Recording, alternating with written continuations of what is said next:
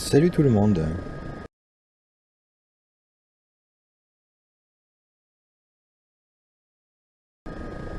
Alors comme vous pouvez le voir, nous sommes sur Nîmes, à la quasi verticale des arènes en dessous là. J'ai l'intention d'aller dans les gorges de l'Ardèche.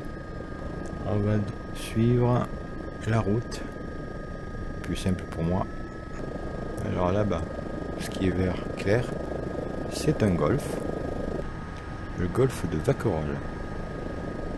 On va donc suivre la 106 jusqu'à Alès. Bon, c'est pas la route la plus droite, mais j'ai envie de jeter un coup d'œil à Alès. On va d'abord aller vers les Cévennes. Et là, une altitude de 1500 pieds, c'est très réaliste. On arrive sur Alès, voilà la fin de la 106, la 2x2 voies qui relie Nîmes à Alès. Elle s'arrête là, au rond-point. Donc à droite, il y a la rocade. Et là, on passe au-dessus du supermarché Cora.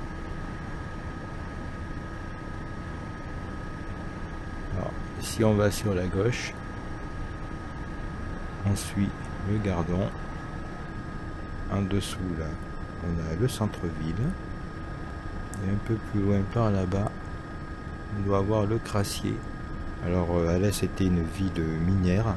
Ce Crassier est un terril, une colline de terre extraite des mines. Voilà.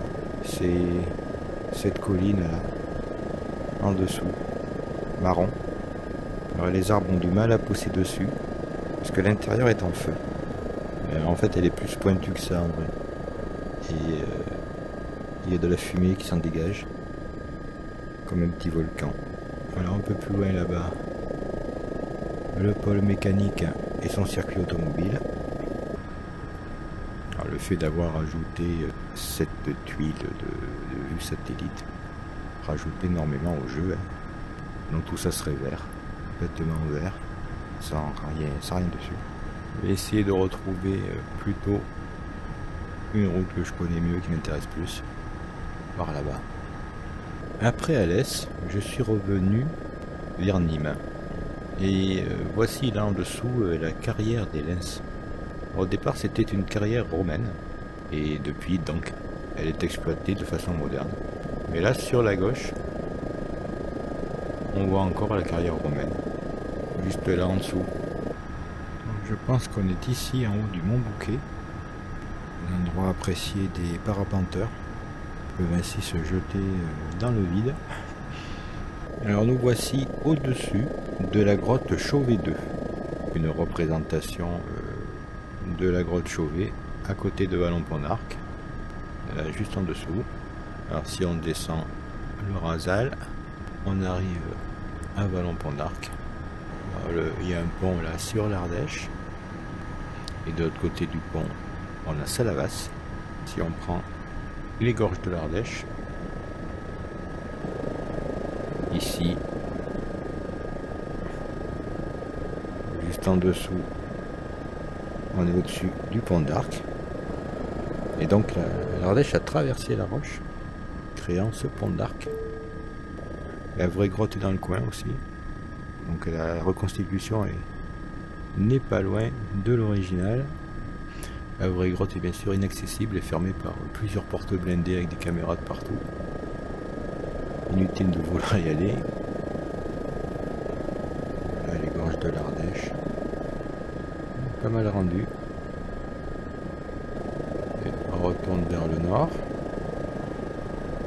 À combien on est 1500 pieds, ouais, c'est encore bon.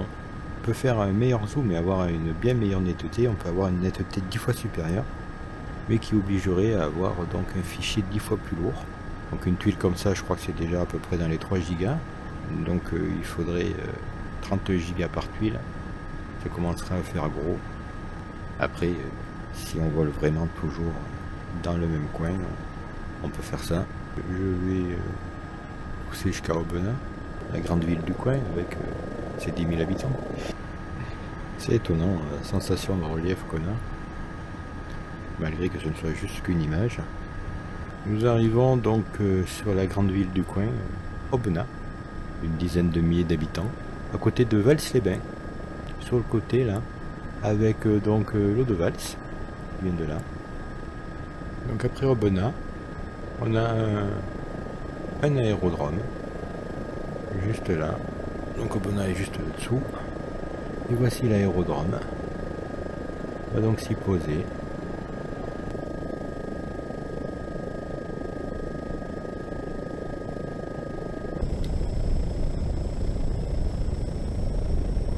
Un peu brusque.